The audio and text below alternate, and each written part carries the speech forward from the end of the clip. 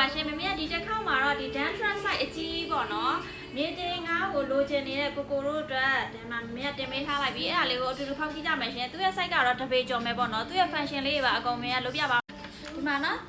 ဖွင့်ပြလိုက်ပြီနော်မမေကဒီမှာသူကလေ site ကလေတပေထက်ကိုကျော်တယ်ပေါ့နော်ဒီအဖုံးလေးကဒီလိုမျိုးလှမ်းလို့လည်းရတယ်အရှင်ပေါ့နော်ဒီအဖုံးလေးကလည်းသူကပိတ်ထားလို့လည်းရမယ်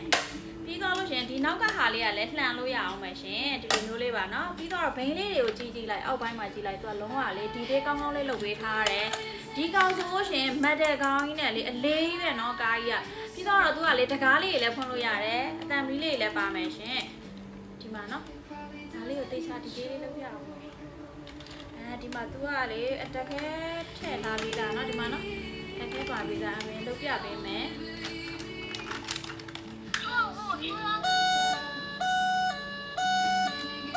သူကလေအတန်းဆုံးပါမယ်နော်နောက်တစ်ချက်နှိပ်ပြ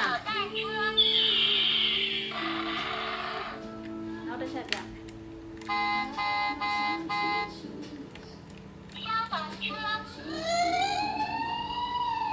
ဒီတက်ကားတန်လည်းပါမယ်နော်သူက